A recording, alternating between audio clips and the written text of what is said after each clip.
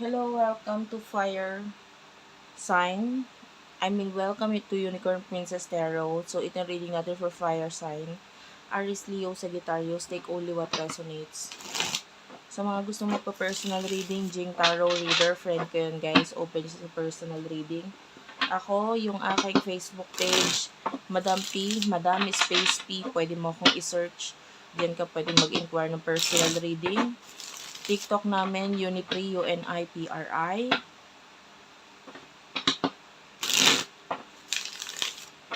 So, let's start. Pwede rin naman sa email address, virgophilippines@gmail.com.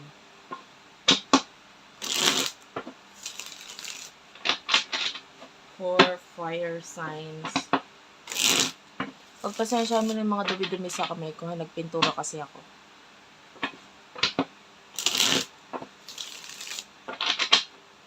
Kung hindi ka nakaka-relate, ibigay mo sa iba ang reading. Kung ayaw mo na ganitong klaseng reading, pwede ka mag-next video. Okay? So, let's start. Fire sign. Sana mag-iwan kayo ng comment kahit heart-heart lang, smileys. Malaking bagay yun sa akin. Ace of Pentacles, the Seven of Pentacles.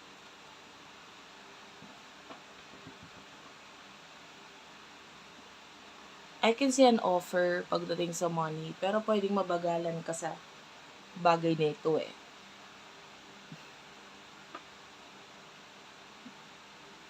Offer, new beginning regarding finances, career. And nakakita tayo dito ng pag-end ng something, like pwede may kinalaman nga sa career mo. An ending regarding dyan. Pwedeng ikaw yung kusang aalis or lalayo, or there's a particular person na pwedeng siya yung umalis or lumayo. So, you have to start all over again. Parang ganon. Pero you need to be more open. Kung ikaw yung inalisan or nilayuan, there's other opportunities, new beginnings para sa'yo. Na maging mas open ka dun. Kasi kung hindi lalayo or aalis yung person na yon, or kung hindi mangyayari sa'yo yung ending na yon, of course, there's no new beginning. So, sometimes, kailangan i-embrace din yung endings. Kasi kaya nangyayari yung endings, ibig sabihin, na-serve na noong bagay na yon yung purpose niya sa buhay mo. Or nung pangyayari na yon, nangyari na yon, may natutunan ka doon, may mga bagay na nangyari na kailangan natin tanggapin para mas ma-accept natin yung new beginning na magiging mas maganda para sa'yo.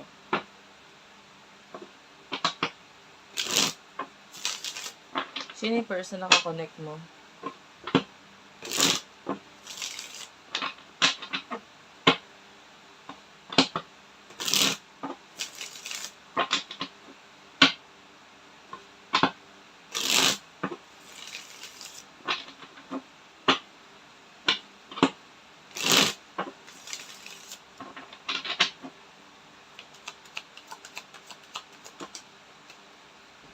Person na kakonect mo pagdating sa love, you do have here the 8 of Wands, the 3 of Wands, and the 2 of Swords.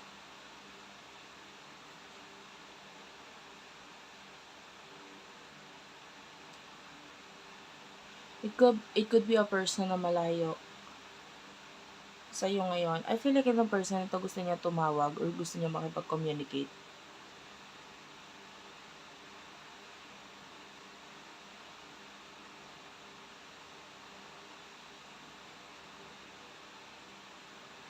And mga musta, especially regarding a child, may kinalaman sa bata or anak if you do have a child. So, parang gusto niyang mga musta regarding dito.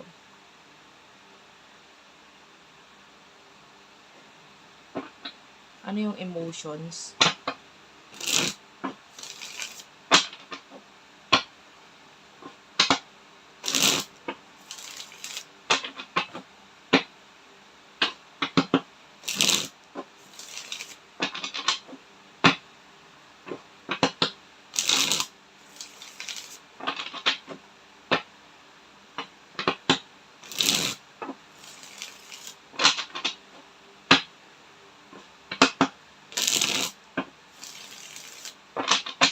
Ano yung emosyon ninyo sa isa't isa?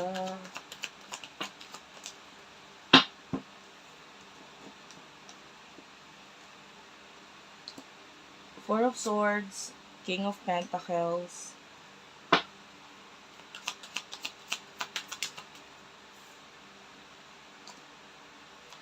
Four of Pentacles, Five of Pentacles. Okay, namamblema siya sa usaping financial, no? Masyado kasi siyang makasarili. Alam mo yun, yung parang gusto niyang maging kanya.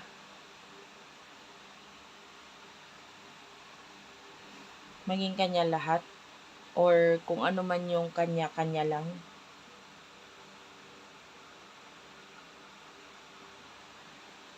Masyado siyang makasarili. So ngayon nagkakaroon siya ng financial crisis or problem usaping pera. Four of Swords, wala kang pakialam. King of Pentacles, you are stable. Maganda yung nakikita natin sa'yo kasi matalino ka, magaling ka, you are very skillful eh. Marami kang kayang ipagmalaki or ipakita. And then this person is, I feel like nakakita tayo ng person na very reklamador. And that is one of the reason kung bakit hindi siya nagiging angat or hindi nagiging okay ang buhay niya. Masyado siya kasing reklamador. And you do have the Two of Wands. So may mga plano siya sa buhay. Pero all of that plano is just wishful thinking with the moon. At saka pangarap lang. Kasi wala naman tayo nakikitang action mula sa kanya. Gusto niyang aksyonan.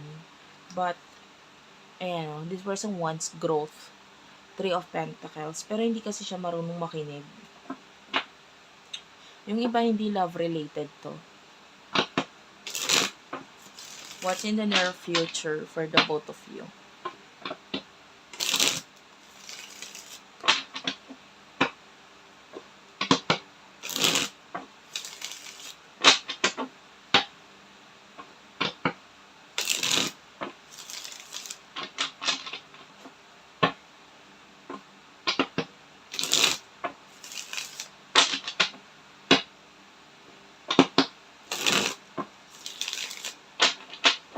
In the near future sa inyong dalawa.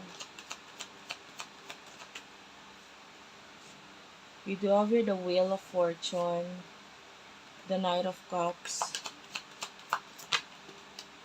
the Five of Swords, and the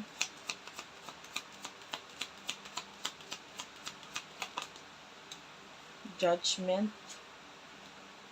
Bottom of the deck is the Three of Cups, Cancer, Scorpio, Pisces. Okay. Wala, nakakita tayo ng offer na mas makakapagpabago ng buhay mo in the near future. Malaking pagbabago sa'yo because of this particular offer. And some of you, it could be an offer na may kinalaman sa friendship or a friend is going to offer you something na makakapagpabago ng buhay mo. Regarding the person, ay nako, Judgment, this is like a lesson. Malaking sampal sa kanya, malaking lesson sa kanya kung ano yung mga pangyayaring may experience niya in the past. In this present moment sa buhay niya. May mga kasalanan kasi siya na hindi niya kayang i-admit or aminin. And then I can see with the Five of Swords, nandun yung kagustuhan niya magkaroon ng pagbabago. This person wants reconciliation. I feel like reconciliation regarding career. Gustong bumalik regarding sa kanyang career. Nandun yung wishy-washy niyang attitude na hindi niya alam kung gusto niya ba or ayaw niya. Gusto niya ng ending. Definitely gusto niya ng ending sa kung ano yung pinagdadaanan niya ngayon, which is hindi siya happy. Page of Cups, Cancer, Scorpio, Pisces energy. This person is very immature. And the Page of Swords, kasalanan niya yon kaya hindi siya nagkakaroon ng stability sa buhay niya, whether ito ay may kinalaman sa relationship or career, money, etc. This person with the Chariot, Cancer energy, uma-action siya according sa kung ano yung emosyon niya at the current moment. So, dahil hindi siya okay ngayon, yung action niya, mga, for example, meron siya mga bagay na nilayuan, iniwasan, tinapos. Kaya niya ginawa yon dahil sa emotionally hindi siya stable. So, nagkakaroon siya ng mga pagkakamaling desisyon. So, yeah, that is it for now. Thank you for watching. I love you all. Please do like and subscribe. Thank you for watching. i-end ko na po yung reading dito. Maraming salamat and bye-bye.